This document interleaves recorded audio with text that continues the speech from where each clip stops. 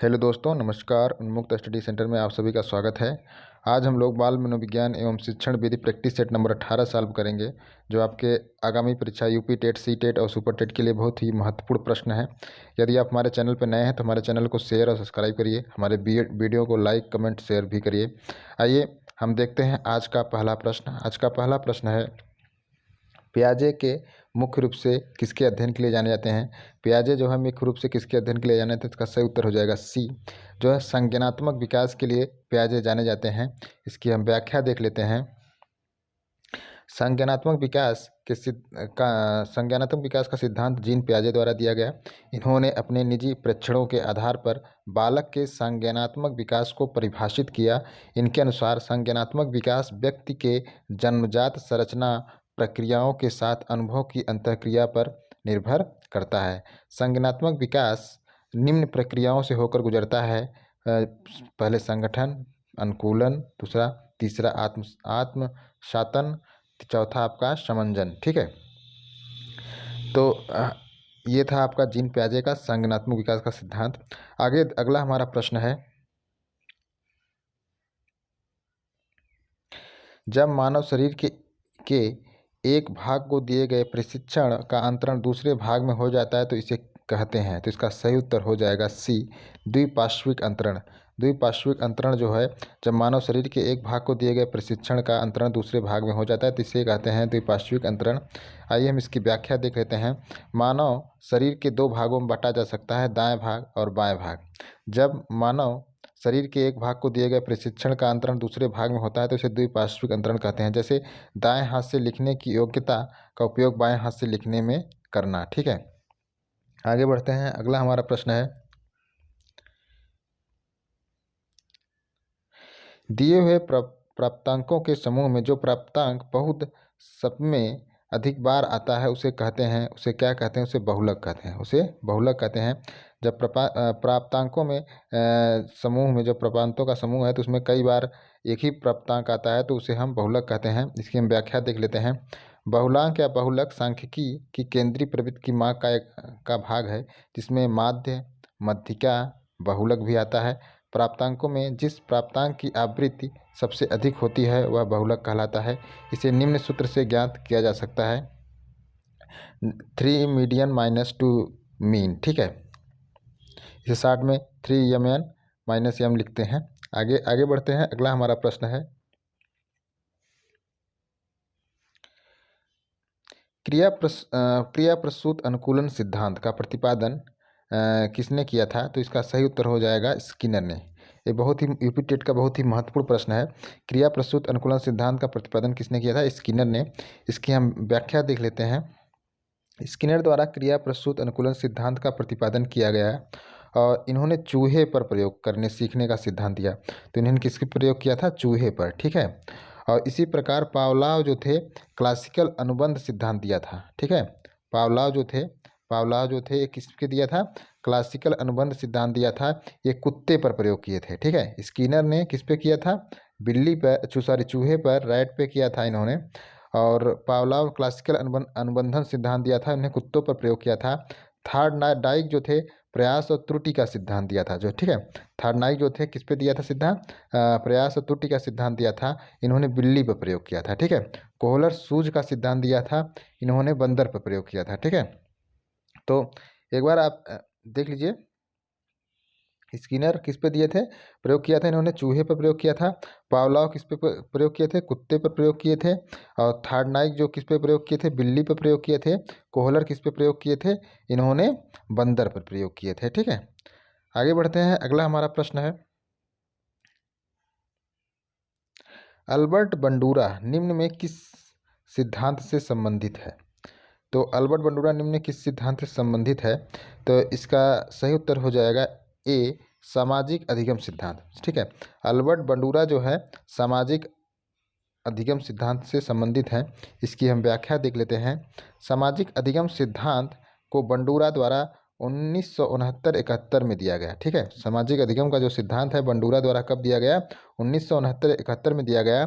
सामाजिक अधिगम सिद्धांत अधिगम के संज्ञानात्मक क्षेत्र के सिद्धांत के अंतर्गत आता है। इस सिद्धांत के अनुसार व्यक्ति जो कुछ भी सीखता है वह दूसरे को देखकर, सुनकर, समझकर सीखता है। आगे बढ़ते हैं। अगला हमारा प्रश्न है, मानसिक आयु का प्रत्यय दिया। मानसिक आयु का प्रत्यय किसने दिया था? विनय साइमन ने। विनय साइमन ने जो मानसिक आयु का प्रत्यय दिया था, इसकी हम व्याख्या देख लेते हैं। मानसिक आयु एक दूसरे तरह की आयु है जिसका प्रयोग बुद्धि के मापने में मनोवैज्ञानिकों ने अधिक किया है। इस संप्रत्यय का प्रतिपादन विनय तथा साइमन ने किया है। ठीक है, तैथेतिक आयु से तात्पर्य व्यक्ति के जन्म से लेकर आज तक की आयु से होता है, जबकि मानसिक आयु उनकी बुद्धि लब्धि होती है। ठीक है, तो बुद्धि लब्धि बराबर जो होता है मानसिक आयु बटा तैथिक आयु गुणे 100। उसमें 100 का गुणा कर देंगे, मानसिक आयु बटा तैथिक जो आपकी वास्तविक आयु है उसमें 100 गुणा कर देंगे तो बुद्धि लब्धि आ जाएगी। आगे बढ़ते हैं। अगला हमारा प्रश्न है, अगला प्रश्न है, निम्नलिखित में कौन सा सीखने का नियम नहीं है? तो इसमें जो तनाव का नियम है वो सीखने का नियम नहीं है। तत्परता का नियम, प्रभाव का नियम, अभ्यास का नियम जो है सीखने का नियम है, लेकिन तनाव का नियम जो है वह सीखने का नियम नहीं है। आइए हम इसकी व्याख्या देख लेते हैं। तनाव का नियम अन्य तीन तत्परता का नियम, प्रभाव नियम और अभ्यास का नियम अधिगम के नियम है जो थॉर्नडाइक ने अपने प्रयास और त्रुटि के अधिगम सिद्धांत में दिया था। ठीक है, आगे बढ़ते हैं। अगला हमारा प्रश्न है, संबद्ध प्रतिक्रिया सिद्धांत में पावलोव ने प्रयोग किया था। तो अभी हमने ऊपर आपको बताया था पावलोव ने किसका प्रयोग किया था? पावलोव ने कुत्ते का प्रयोग किया था। ठीक है, आइए हम इसकी व्याख्या देख लेते हैं। अनुबंध अनुक्रिया उद्दीपक सिद्धांत में पावलोव ने कुत्ते का प्रयोग किया था, जबकि पावलोव ने कुत्ते के लार स्रावित करने की प्रक्रिया के आधार पर अनुबंध अनुक्रिया सिद्धांत की व्याख्या की। अब देखिए, बिल्ली पर जो है थॉर्नडाइक द्वारा, चूहे पर स्किनर के द्वारा और बंदर पर कोहलर और कोफ्का ने प्रयोग किया था। ठीक है, आगे बढ़ते हैं। अगला हमारा प्रश्न है, सूझ द्वारा सीखने के सिद्धांत का प्रतिपादन किया था। सूझ द्वारा सीखने के सिद्धांत का प्रयोग किसने किया था? इसका सही उत्तर हो जाएगा आपका कोहलर ने। कोहलर ने सूझ द्वारा सीखने के सिद्धांत का प्रतिपादन किया था। तो इसकी हम व्याख्या देख लेते हैं। कोहलर सूझ द्वारा सीखने के सिद्धांत का प्रतिपादन कोहलर महोदय ने किया था। इस सिद्धांत के अनुसार अधिगम मात्र किसी अभ्यास का प्रशिक्षण नहीं है, वस्तुतः अचानक आई सूझ से होता है। उन्होंने बंदर पर इस सिद्धांत का प्रयोग किया था, कोहलर ने। आगे बढ़ते हैं। अगला हमारा प्रश्न है, कार्य को आरंभ करने, जारी रखने और नियमित करने की प्रक्रिया क्या कहलाती है? ये प्रेरणा कहलाती है। ठीक है, कार्य को आरंभ करने, जारी रखने और नियमित करने की प्रक्रिया क्या कहलाती है? प्रेरणा कहलाती है। आइए हम इसकी व्याख्या देख लेते हैं। अभिप्रेरणा किसी कार्य को प्रारंभ करने, जारी रखने या नियंत्रित करने या नियमित करने की प्रक्रिया है। तो ये किसके अनुसार? गुड के अनुसार। गुड के अनुसार क्या है? अभिप्रेरणा किसी कार्य को प्रारंभ करने, जारी रखने अथवा नियंत्रित करने या नियमित करने की प्रक्रिया है। आगे बढ़ते हैं। अगला हमारा प्रश्न है, विस्मृत कम करने का उपाय क्या है? विस्मृत कम करने का उपाय है, इसका सही उत्तर हो जाएगा सी, पाठ की पुनरावृत्ति। तो हम पाठ को बार बार दोहराएंगे तो हम चीज़ें भूलेंगे नहीं। आइए हम इसकी व्याख्या देख लेते हैं। जब व्यक्ति अपने भूतकाल के अनुभवों या सीखी बातों को चेतन में लाने में असफल हो जाता है तब उसे विस्मृत कहते हैं। अतः विस्मृत को कम करने के लिए आवश्यक है कि सीखी गई बातों या अनुभवों की पुनरावृत्ति की जाती रहे। अगला हमारा प्रश्न है, क्रोध व भय प्रकार हैं। क्रोध और भय किसके प्रकार हैं? तो इसका सही उत्तर हो जाएगा संवेग के। संवेग के जो है क्रोध और भय प्रकार हैं। आइए हम इसकी व्याख्या देख लेते हैं। संवेग जो क्रोध व भय संवेग के प्रकार हैं। मैकडूगल द्वारा इसी प्रकार 14 संवेगों की व्याख्या की गई है। किसके द्वारा? मैकडूगल के द्वारा 14 संवेगों की व्याख्या की गई है। संवेग एक जटिल अवस्था होती है जिसमें कुछ आंगिक प्रतिक्रियाएं होती हैं। हृदय की गति में परिवर्तन, रक्तचाप में परिवर्तन, सांस की गति में परिवर्तन, इसके अलावा बाहरी अंगों में परिवर्तन होता है। आगे बढ़ते हैं। अगला हमारा प्रश्न है, दूसरे व्यक्ति के बाह्य व्यवहार की नकल है। दूसरे व्यक्ति के बाह्य व्यवहार की नकल है, तो इसका सही उत्तर हो जाएगा बी, अनुकरण। ठीक है, इसकी हम व्याख्या देख लेते हैं। दूसरे व्यक्तियों के बाय व्यवहारों की नकल करना अनुकरण कहलाता है।